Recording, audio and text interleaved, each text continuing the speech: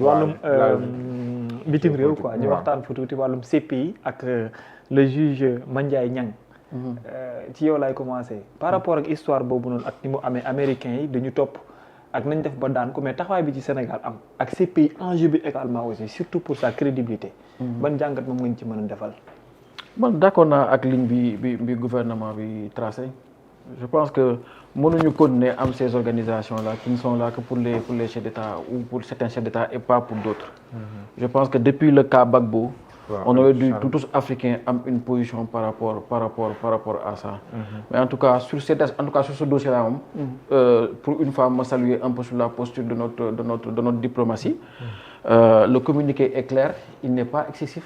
Mais c'est une position de responsabilité que le gouvernement devait prendre et aujourd'hui, ils ont l'audace de prendre ça. L'UMS, le Premier ministre aussi.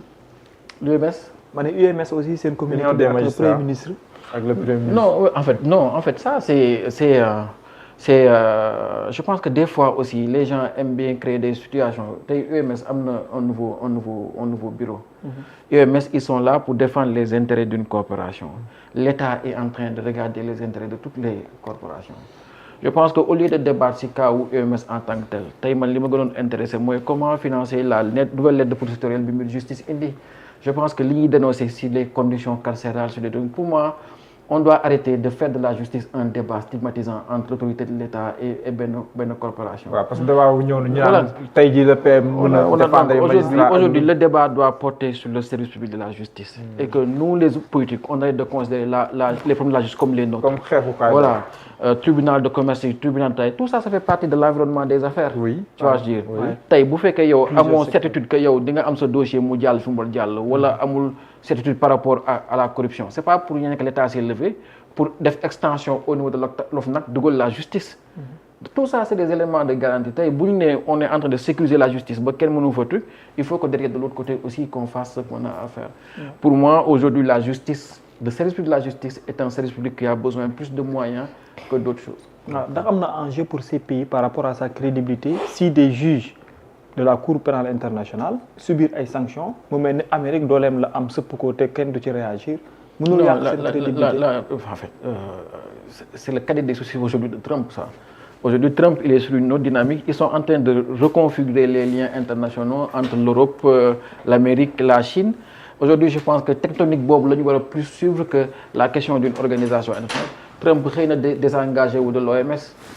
Donc, nous, à la limite, quelle est l'implication directe de l'UMS? Aujourd'hui, pour moi, nous, on doit faire focus sur l'évolution des relations internationales, surtout choix au niveau du commerce, parce que ce qui nous importe, c'est aujourd'hui, la réalité, c'est notre économie. Ça, c'est des débats intéressants, mais pour moi, aujourd'hui, on a d'autres préoccupations. Mais le président Adam Nafa rencontrer le secteur privé américain et aux États-Unis. De ce point de vue-là aussi, on a des perspectives. Mais bien sûr, comme aujourd'hui, comme il l'a fait au Japon. La dernière mission de l'Assemblée, c'était en Allemagne. Et quand on a fait la mission, ils mettent 500 milliards au Sénégal, l'électrification, île du Saloum, mais c'est GIS Project qui fait un travail extraordinaire. Non, le JICAD fait, là le président est au Japon. Donc aujourd'hui, on a besoin de tous ces partenaires-là. Je pense qu'on n'a pas assez évalué fermeture USAID au Sénégal. C'était énormément de projets qui étaient financés, mais surtout des projets à l'intérieur du pays. C'est comme aujourd'hui, la fermeture des bases françaises aura des conséquences sur l'économie. Mais si on a la fermeture des bases françaises, la fermeture de l'USAID, c'est très très énorme en termes de perte d'emploi, en termes de perte économique. Si on a la fermeture des Nations Unies, je pense que ça peut devenir un vrai problème. En tout cas, aujourd'hui, on a fait le choix d'avoir une diplomatie ouverte pour moi, et il faut continuer comme ça. Mais comme nous l'avons dit, ce qui est important aujourd'hui, les États n'ont pas d'amis, les États n'ont que des intérêts. Il est temps que nous posions la question centrale de nos intérêts et qu'on apprenne à être tout le monde ensemble lorsqu'il s'agit de nos intérêts. Je pense que si l'on à partir du moment où on peut avoir un leadership fort autour de ça. Sinon, ce pays est trop tyrannisé par l'intérêt politique, le gain politique. Dafa dem ba mënuñu sax am un débat organisé wala un débat qui n'est pas un débat de truc.